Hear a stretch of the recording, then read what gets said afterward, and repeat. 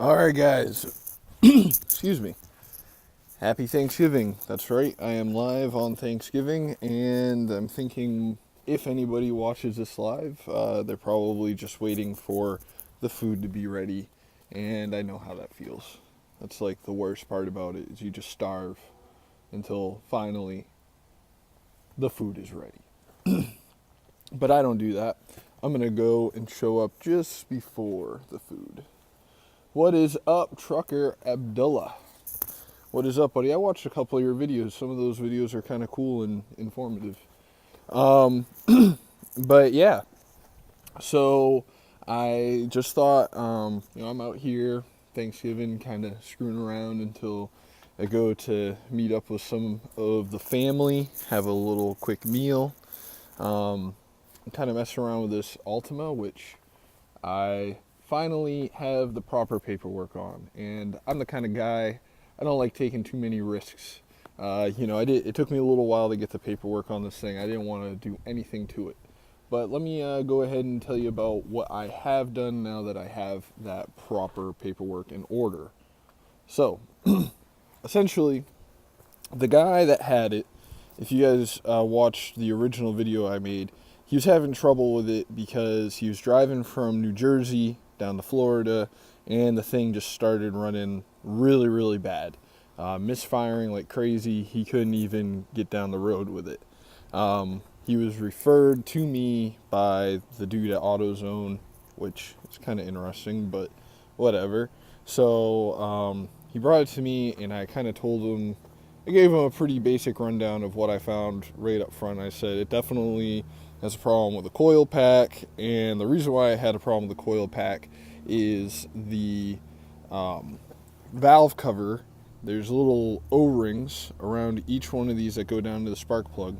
At least one, and it actually ended up being two, of those O-rings were bad, and it was allowing the tube, which the spark plug goes down into, to fill with oil from the engine.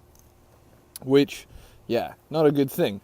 And so he ended up deciding to just try and get this done as quick as possible. I did a little bit of research into the matter, and you can't just replace the rings at the top of the spark plug tube in this car. They are what are called non-serviceable. You have to replace the entire valve cover. Now, doing that job is not as easy as most because, as you can see, the engine has a mount above the valve cover. So basically, you take this whole shebang off to get the valve cover off, and then once you do that, you got to put on a brand new valve cover. The customer price from AutoZone for that is something like $100 for the valve cover. But then, of course, AutoZone couldn't get that in for him, so I would have had to order it from Amazon, which would have been a little bit cheaper. It's like $50 for the whole valve cover on Amazon. Oh, you got to wait like 2-3 days to get it, especially because this guy was doing it on a weekend, so it would have been more like 3 to 5 days or so. So yeah, he was in a hurry, and I kind of went over the options with him, and he decided to give me the car in exchange for a plane ticket to where he was going, which I reluctantly agreed to do, which I promptly regretted and will never do that again. But in any case, all is well. I finally have the paperwork after almost a month of having the car here and it taking up space. So now that I have the paperwork, I went ahead and I did replace the valve cover and the coil pack in question. So there's the coil pack, there's the old valve cover. So that's all been replaced. And now that I actually can get the car to run halfway decently, I've discovered more issues with the car. Namely being when you go ahead, first of all, the thing has an exhaust leak, which I guess isn't the end of the world, but kind of sucks. It's kind of hard to tell if you got an exhaust leak when you're dealing with something that's misfiring, so we'll go ahead and do that. Also, this is supposed to have like a key that you don't have to insert. You can just like push the brake in this button, but the battery in this key makes it so it doesn't transmit. So you got to stick this stupid key down in this little cubby hole. which is good that they do have a bypass for it, and then you can press that, press the button, starts right up, does what it's supposed to do. I'm not going to drive it around because I'm going live right now, and if I get too far away from my Wi-Fi, it's not going to work too good. So you can see it thinks that it's got a flat tire or a very, very low tire. None of them are actually flat, so I'm going to see if I can just fill up all the tires and if that tire pressure light will go away.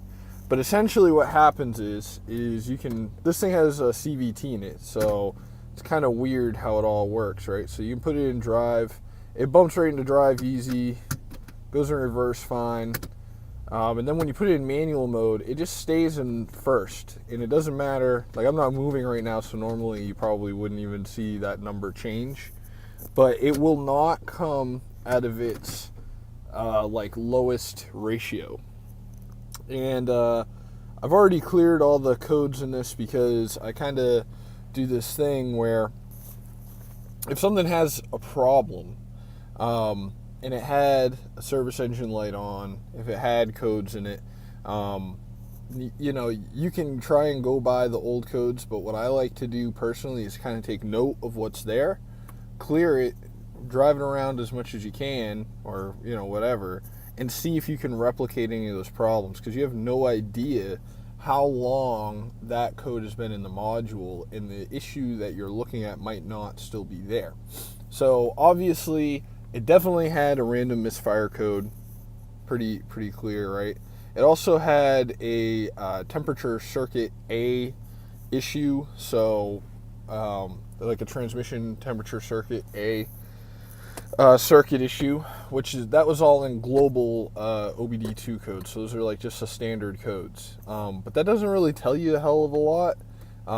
Even in like more basic vehicles that have like just a regular transmission, that circuit A thing, it's like pretty useless information in my experience.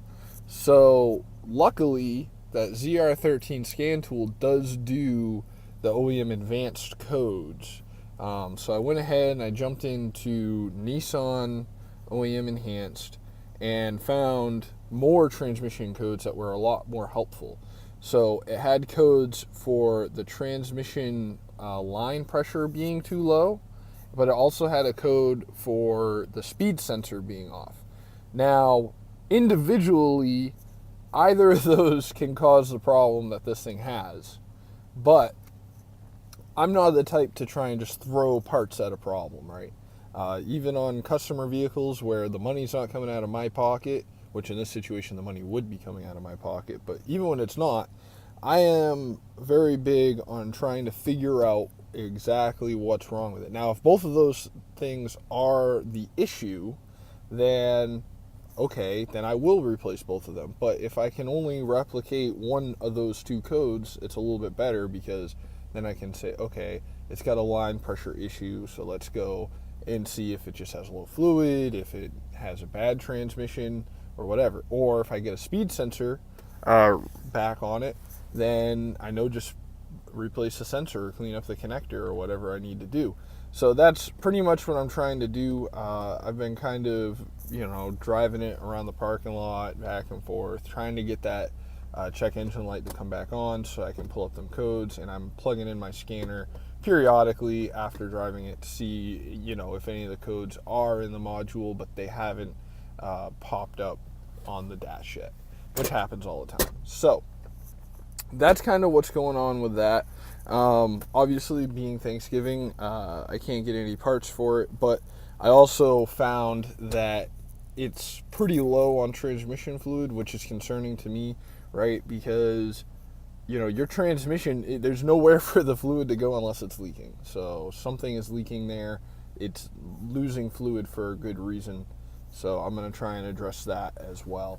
But yeah, just thought I'd give you a quick update on this, give you something to do while you're waiting for your Thanksgiving dinner to be ready, or to get to wherever your Thanksgiving dinner is.